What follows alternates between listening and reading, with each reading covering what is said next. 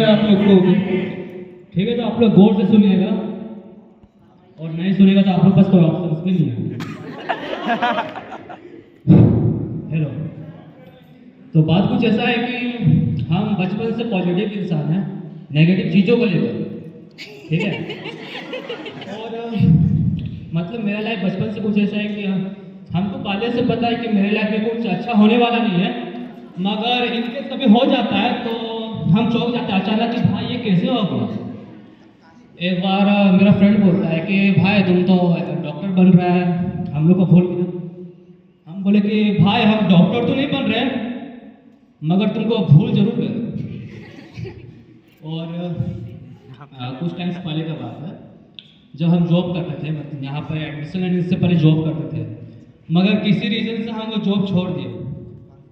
वो जॉब हम छोड़े या फिर वो लोग हमको निकाला, इसमें अभी भी कन्फ्लिक्ट चल रहा है, ठीक है। और कन्फ्लिक्ट कुछ ऐसा चल रहा है जैसे कि वो लोग बोल रहा है कि वो लोग निकाला, मगर हम बोले कि तुम्हारा निकालने से पहले हम रिजाइन दे देते, मतलब कुछ मिली सेकेंड का फर्क होगा, मतलब टेक्निकली हम ही जीते, ठीक है। और मतलब वो ऑफिस छोड़ने का रीजन ये था ना कि उस ऑफिस का कुछ कैरिकुलम हमको पसंद नहीं था। और जैसे कि मेरे जो HR थे वो बोले कि भाई मतलब कि आवेश तुम ना अपने जूनियर्स के साथ अच्छा बॉन्डिंग नहीं बना पाता। तो हम बोले क्यों, तो सर बताए कहानी। और वो कहानी ये है कि एक बार क्या हुआ कि मेरा जूनियर था, वो हमसे बात करता था पूरी मतलब कि ये कंपनी को लेकर, तो वो हमेशा बोलता था आवेश सर आवेश सर। मगर हम बोले कि भाई हम एक साथ काम करते हैं, एक साथ सब कुछ कमाते हैं, तो तुम हमको आवेश सर मत बोलो, तुम सिर्फ सर बोलो। तो बस इसी रीजन से मेरा और मेरे जूनियर का जो बॉन्डिंग है वो अच्छा से जमा है, ठीक है। फिर एक बार क्या होता है ना, जो मेरे कंपनी के HR है तो वो हम पूछे कि मेरा प्रोफाइल क्या है। कंपनी के HR बोलते हैं कि आप मेरे फैमिली की तरह हैं। अरे भाई कभी बनियान बन के अंदर तो जाने ही नहीं देते। और फिर एक बार क्या हुआ ना कि हम लोग एक स्टार्टअप में गए थे, तो स्टार्टअप के एक HR बोले कि आप मेरे पार्टनर हो। हम भी कंफ्यूज हो गए कि भाई जिसको सब्जी देने के बाद कोई रोटी पूछता ही नहीं, उसको आप पार्टनर बना लिए। और एक बार क्या हुआ ना कि इसी रीजन से हम अपना जॉब छोड़ दिया, और जॉब छोड़ने के बाद हम गरीब हो गए एक टाइप का। सबका ध्यान अरे इधर ध्यान दो, अरे उधर ध्यान दे। तो क्या हुआ ना, तो फिर हम जॉब छोड़ दिया और मेरा फाइनेंशियल कंडीशन बहुत बुरा हो गया। तो हम वो एक डॉक्टर के पास गए और वो बोला, हमसे पूछे कि डॉक्टर साहब वो क्या है, वो काम करने का मन नहीं करता है और मतलब सिर्फ बैठने का मन करता है, कोई काम करने का मन नहीं करता। तो डॉक्टर साहब बोलते हैं कि इसको डिप्रेशन नहीं कहते बाबू, इसको हरामखोरी कहते हैं।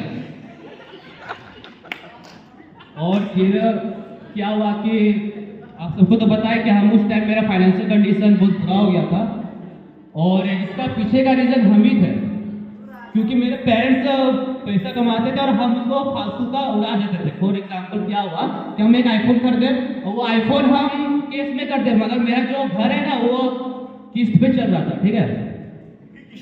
आईफोन हम किस्त में खरीदे और मेरा जो घर है वो किस्त पे चल रहा था। अब क्या होता है, आप सबको पता है कि जो आईफोन खरीदता है ना उसके पास वो ऐसा मतलब टेम्परामेंट डेवलप हो जाता है कि वो अपने आप को सोचता है कि हम वो सोसाइटी का एक एक्टिव मेंबर है, ठीक है। तो हम भी सोचने लगे भाई कि मेरे पास आईफोन है। तो एक बार क्या हुआ, मेरा दोस्त हमको फोन किया और बोला कि भाई कुछ मैटर को लेकर फोन किया, ठीक है।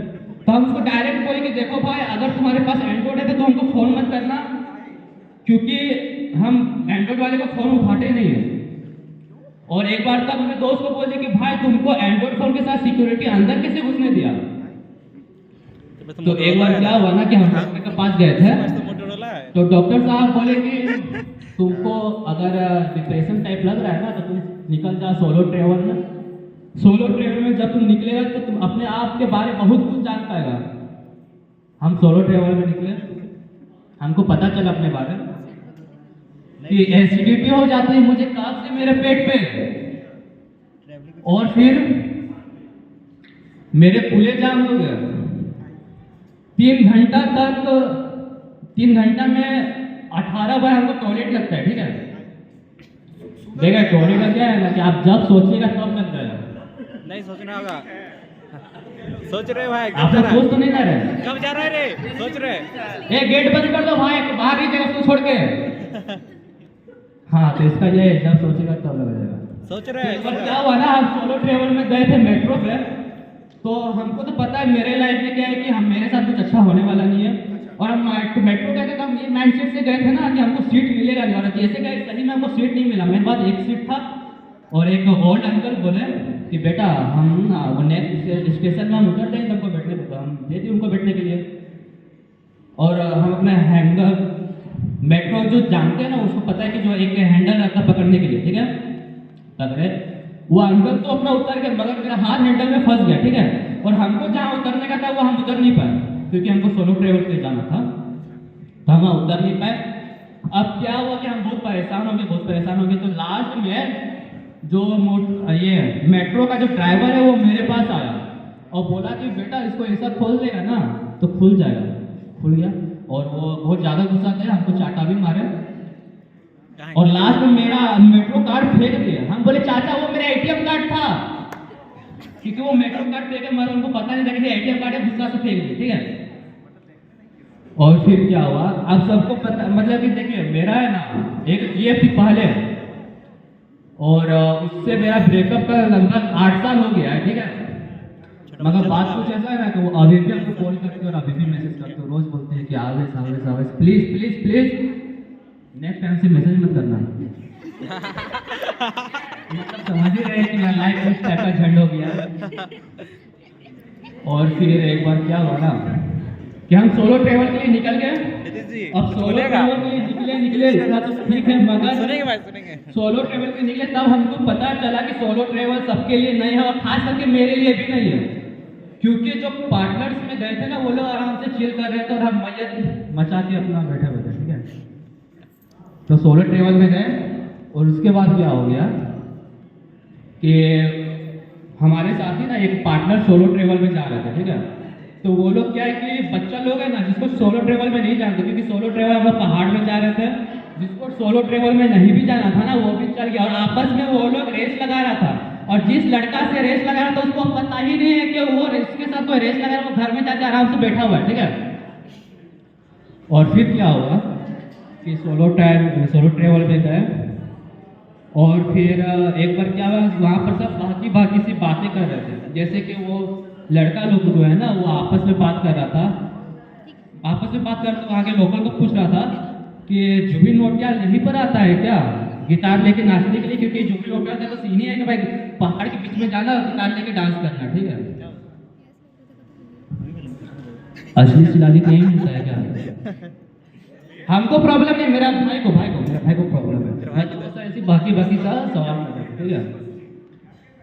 तो एक अंकल है और मेरा तो वहाँ जाते जाते मेरा मतलब कि जो पर्सनैलिटी वो एक बाबा टाइप हो गया था, मेरा बाल बढ़ गया था, मेरा दाढ़ी भी बढ़ गया था।